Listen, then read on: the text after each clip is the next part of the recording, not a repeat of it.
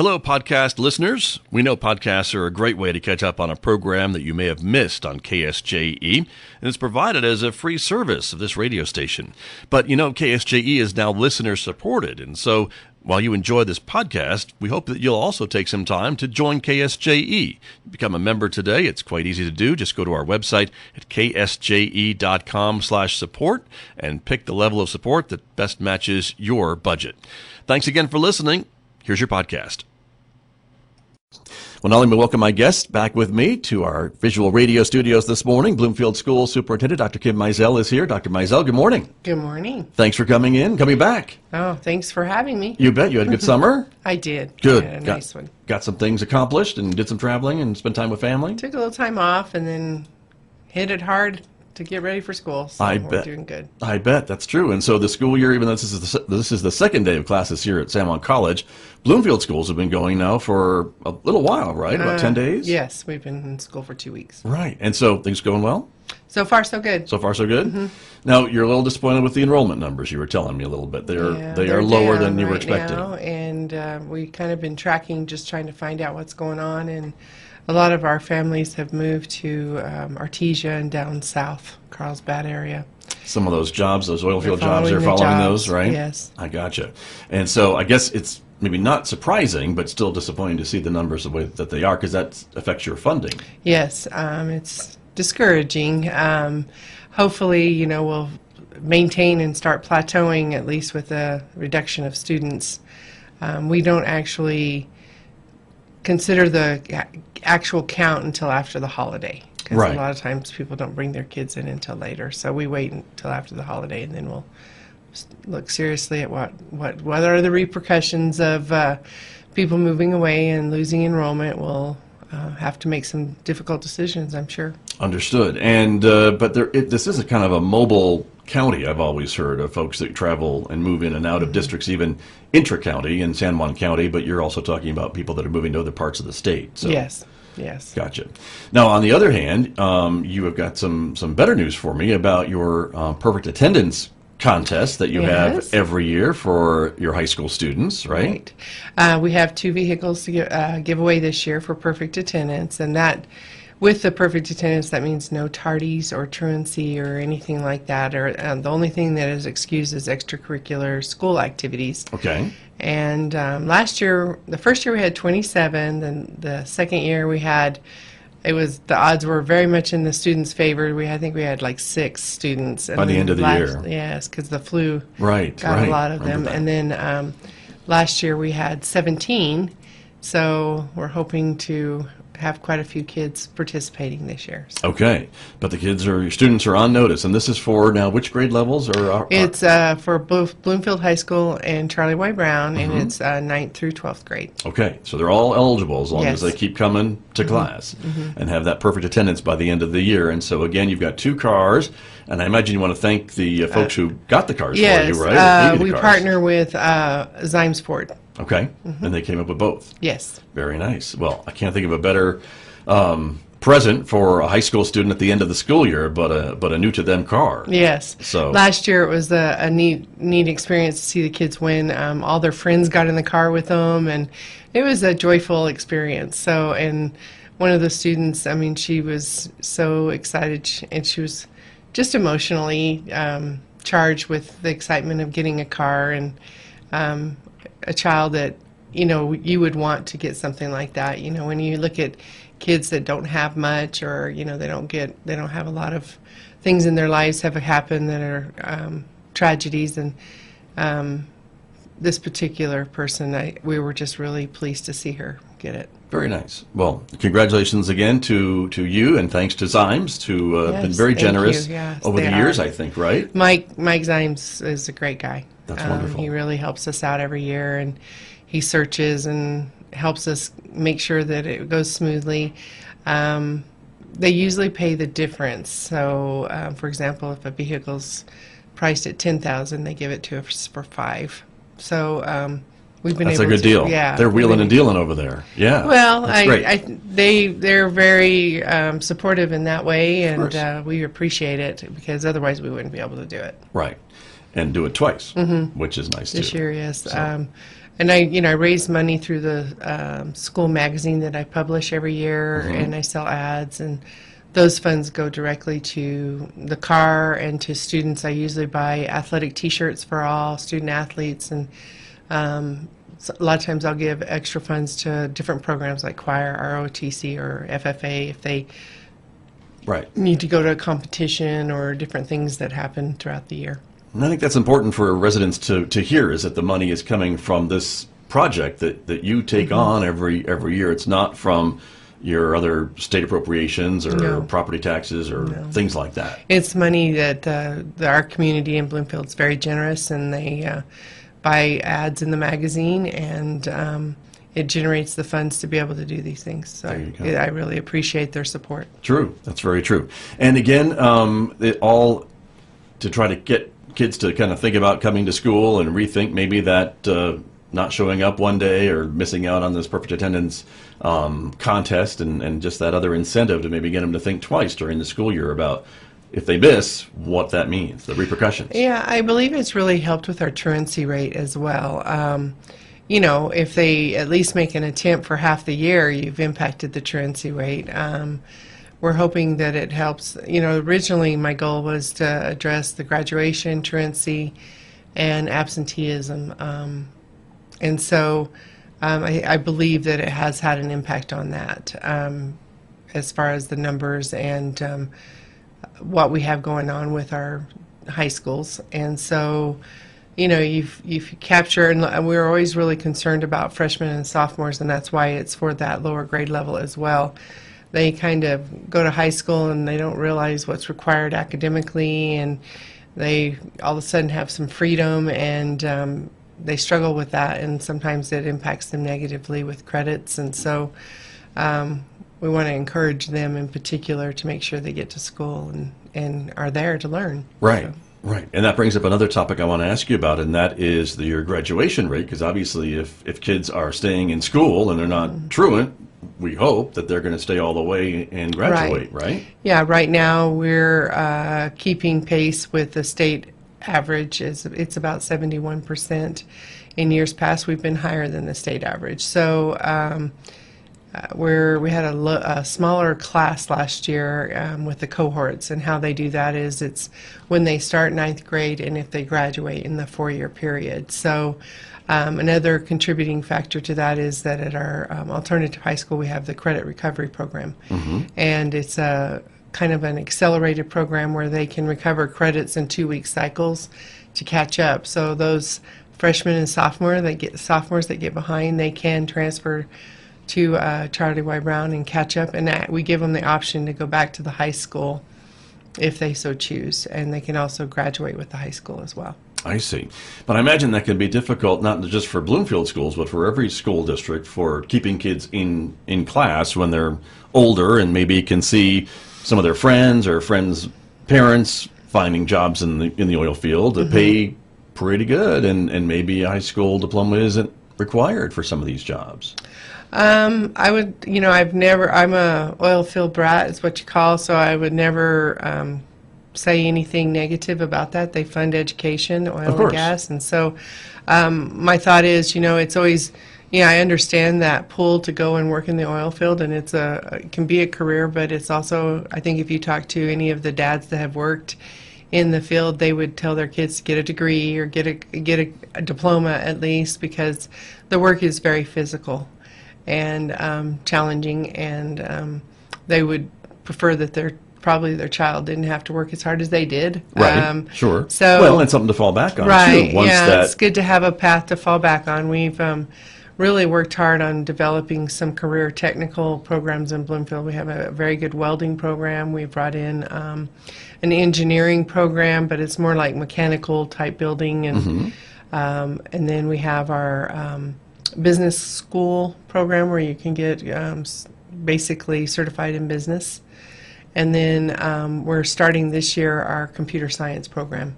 So we're trying to build avenues that students can that have interest in getting into some kind of career technical program, so that they can when they graduate from high school, they will be certified in something to get a job. Right. To So hit the market, right. the job market, right? When I first came to Bloomfield, only about 20% of the kids went to college. Most of them went out in the workforce, and those numbers have changed in the last 4 years. And I think we're at close to at least 70% that are saying they're going to post-secondary, some form of post-secondary. And I always recommend San Juan College because I think it's a great place to start off So do we. working towards a degree. Yeah, I Right. mean, it's inexpensive. Sure. It's not something that's going to break the bank for your families. And they also have a wonderful scholarship program through their foundation. So I always really recommend the San Juan College program to get a feel for what it's like to go to college first, and then Sure. make your decision later. And I actually went here when I started. See? For the first semester, Right. I went here, and then I ended up transferring to Fort Lewis College, where they have reciprocity, so it's in-state tuition there. Right. So that's nice. Another great deal, right? Right. So And that's what people can find if they shop around a little bit or ask around. They may not be aware that going to school at Fort Lewis, you pay the in-state tuition if you live in San Juan County. There is Right. that You can agreement between the two schools. right, you can transfer your credits and everything, so Right. it works out really well. Of course, I was a ski person, so I wanted to ski a lot. So Well, that worked explains out everything, really well Dr. for me. Mizell. That's right. But good for you. So, Yeah. but there you go. And it makes a lot of sense. And a lot of some of this technical education that you're doing at Bloomfield High School and Charlie Y. Brown School could even transfer here to San Juan College for more vocational training as well, I would think. Yes, one really positive thing that has happened in the San Juan County area, we actually now have a regional educational cooperative that's located in Bloomfield. And so what that is a partnership between Bloomfield, Aztec, Farmington, CCSD, Gallup, and Zuni. And so we're working with San Juan College. Okay. San Juan College is a member. And so I just recently wrote a grant, and I'm keeping my fingers crossed, and it's for career technical programs. And we will be partnering with San Juan College to develop dual credit classes and certifications in different career tech programs. So it's very exciting. Let's keep our fingers crossed that we get that opportunity. And so, yeah, it's a really nice partnership that we have, but the REC is the the organization that can facilitate that for all the districts and San Juan College. I see. And that's relatively a new organization Yes, that's come yes, up that we haven't had in the past? I've worked myself and Dr. Schmidt, I've worked on it extensively for the last year. Okay. And we finally have it up and going. We have hired a director as of last week his name is David Bowman, and so he'll be connecting with everyone. And the main priority is increase graduation rate and then also provide quality professional development for school districts in different areas. So we're very hopeful, and it's kind of exciting. The state usually goes through these RECs to deploy programs for school districts, so it's going to be nice. So it's something that would get the state's attention. Well, a lot of times you'll get an intergovernment agreement where you get funding to do that work. Got it. Interesting. Very good. Well, good luck. Thank you. And congratulations for at least getting it going. Yes. And getting the framework set up and all the school districts kind of on the same page. Yes. It sounds like. It's So nice. that's great. I want to talk a little bit about staffing because you were telling me that you are pretty much fully staffed, which not every school district can say at this point in the school year. You know, we always try to beat everybody to the punch in getting our jobs posted early. And this year I know how hard my personnel director, Debbie Hernandez, I'm going to say her name because she's an amazing lady, and she has worked diligently all summer long to get people into the schools. And so I think we only have like 4 openings right now. And other than that, I mean, that's rare. Usually we'll have openings, or we have, in fact, a lot of long-term substitutes, which are people maybe doing alternative licensure or just a substitute in a classroom. And this year we've hired all certified teachers. Maybe we have 1 or 2 long-term subs this year. So it's really a positive thing. And we've had to turn to international teachers for that. What we're finding is people are not going into education right now through the universities and the college prep programs. And so there's individuals in foreign countries that there's a ton of jobs, and They really want to come and work here because their salaries there are around $5,000 a year. And $5,000 U.S. dollars a year. I just want to make sure everyone heard you say that. That's okay. what I had just talked to a consultant who does the recruiting, and he said, yeah, their salaries there are $5,000 a year. So coming here and making 40, 45, yeah, 40, big difference, right? Right. Yeah. So even if the cost of living is a little higher, and so still, a lot of them come here. They live, multiple people in a house. They share, and they send most of the money back home. Right. So. But the issue, and we talked with the Aztec School superintendent and deputy superintendent about this very issue when they were here a couple of weeks ago, and they are reaching out doing the same type of thing. And one of our listeners did comment about, what a shame having to go outside of the country to find these teachers for these types of jobs. But as you mentioned, it's a shortage, not just Bloomfield-wide or San Juan County-wide, but statewide and nationwide, isn't it? Yes, yes. I think we all need to wake up. We're going to have a crisis pretty quick. We're dealing with it. We've been dealing with it in our district for quite a while. For the last 4 years, it's been a challenge. We've talked with the university. We've talked with the State Department, and it's just getting more and more challenging to find people. I know we've talked here about the San Juan College and Project Alpine, which is trying to place teachers into minority school districts and almost pay you to go to school and get that teaching degree and certificate and all these things to try to improve the numbers that we're talking about. Right. And we have actually 3 candidates in that program this year. Also, through Eastern New Mexico, they have a program where once you graduate from high school, if you'll sign up, you have a GPA and everything, you'll sign up to get a teaching degree. They'll pay for your entire degree now. And so there's the state is recognizing we have to do something. I started a Grow Your Own program where we have educational assistants in our school that are quality employees that just, for whatever reason, couldn't go to college or afford to go to college. So we will pay for them to go to college and get their degrees as well. And so they have to be current employees, and they sign an agreement to 3-year commitment to the district after they get their degree to teach in our district. They will come back and teach. Nice. And with the Eastern College program as well, that's a 3-year commitment to teach in New Mexico. Okay. So there's opportunity out there. It's just, and I think the salaries are getting better and better. Well, we saw that with the legislature, right? I mean, certainly that helps. Right, right. So let's keep our fingers crossed that we kind of rebuild what we have in our educational programs. And but these folks that you're bringing in from overseas, I mean, they have met the same standards and everything else that a U.S.-based teacher would have to meet too for these jobs, correct? Yes. I mean, you'd make sure that they're all certified and they have their certification to teach in New Mexico and all those things. They're qualified to be a teacher in our districts, and what I have found, and I've observed many of them, they're very strong in pedagogy. So they have the systems and approach and the scope and sequence of instruction down pat.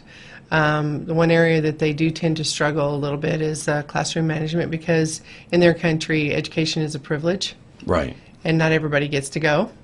And in our country, everyone gets to go, and our students tend to not appreciate their education as much. Not all. I mean, there are many that do. Right. But we're a little different. Yeah, it's a different philosophy. We're free thinkers and free expressors in the United States, and those students over there don't do that. They sit there very quietly and do their work, and our kids tend to express themselves, I want to say. Right, sure. So that becomes a little more challenging for them, but we try to provide professional development to help them with that. Just going to ask you if this professional development can help those teachers with some of those differences. And it's, they're kind of a little bit of a culture shock coming from where they come from, and so we try to facilitate that for them, and we provide mentors and mentorship, and hopefully help them to maneuver that in the educational system. Right. But again, it fills the jobs and the needs that you have for these qualified teachers and for parents and others in the Bloomfield School District, and they can know that their students are being taught by qualified teachers. Yes. And that's important for a lot of folks. I want to ask you a bit about the new state assessments that were out, because the park test is out and the new test is in. That was in the spring, of course. And you were waiting for the results, or have you gotten a little bit of the results from your students? We've gotten the results. It's kind of like a roller coaster ride. We had such a upward trajectory for the Bloomfield School District, and we had no Fs in our district last year when we were doing the grading system. This year, we took a little bit of a dip, and I'm basically attributing it to the change in the assessment. What they did is they shortened the amount of days that they had to assess, but they made the test a little bit longer. I see. And so it was more of an endurance test for kids. And what we heard from our students that some of our high achieving students, they were not able to finish the test In the time allowed, I see. Right. And so that was a concern. I had expressed that at the State Department. I said, if you're going to make things where you allow students to demonstrate their knowledge, you really have to look at the timing of the test. If you have a child that is a second language learner, they're translating as they're taking a test. That takes a lot of brain power and time. And this particular scenario, I don't think afforded the students the time to process and put the information down. I know many intelligent people that are not speed readers. They process and they think about as they're reading so that they can apply it later. So we need to really look at that and consider that when we're giving these tests. And what is our goal? Do we want kids to demonstrate their knowledge, or do we want them to be rapid processors and hopefully guess well on the test? Sure. Right. So it's And we'll a have little to, confusing. I guess, wait and see until next spring as to what they come back with, right? And so they're working on the new, It's called TAMLA now okay, instead of PARC, so it's called the TAMLA assessment. which is, I'm sure, an acronym about something. Yes, it's a very long acronym. Right. But there's a lot of things, a lot of change at the Public Education Department. There's a new secretary, of course, a new governor as of the first of the year, and so there's a bit of flux into some of these things that are coming out. But the one thing the governor said she wanted to do was to get rid of the park test, and she did do that. Yes, she did. And I think it needed to be addressed. So I was pleased with that, but that we still have a long way to go with what we're doing with the state assessment. They're actually testing less students. They're going to continue testing 3rd through 8th grade, and then just 11th grade at the high school in English and math, Okay. ELA and math. So that's quite a big change because we've tested everyone Right. from 3rd through 12th grade. So we'll see how that goes in the future. They're going to be changing the high school graduation requirement as of this point to ACT and SAT scores, which I don't know how that's going to work because it's a one-time shot type thing. You can take it like 3 times and have it paid for through the schools.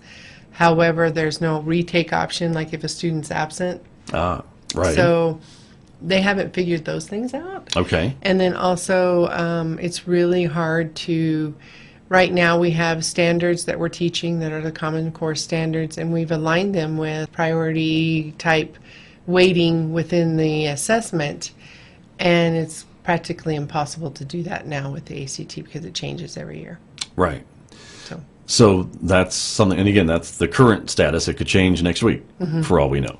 But as of right now, that's what we're talking. They're That's talking what we've about, been and told what you're for being now. told from Santa Fe. yes. And again, it's one of those things. It's kind of that moving target, and there's a lot of folks that feel that kids are tested too much, even if they're testing less students, that they're still tested too much. On the other side of it, there's folks who are saying, but how do you know what a student has learned unless you test them on what they have learned? It's that whole testing argument, and I know we've talked about this, I think, before, and you've worked on this your whole career, I think, Yes, of how I do have. how do you gauge what a student has learned without some form of an assessment, and that's what this conversation sometimes goes back to, right? Right.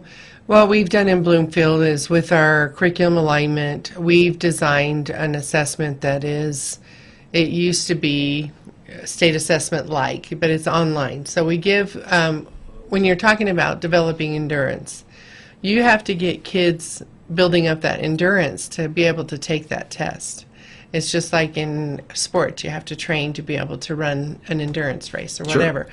We're doing the same thing all year long with our students, and we have benchmark points, which are quarterly, that we teach the standards, and then we assess how kids are doing, and it's usually the 7th week into the quarter.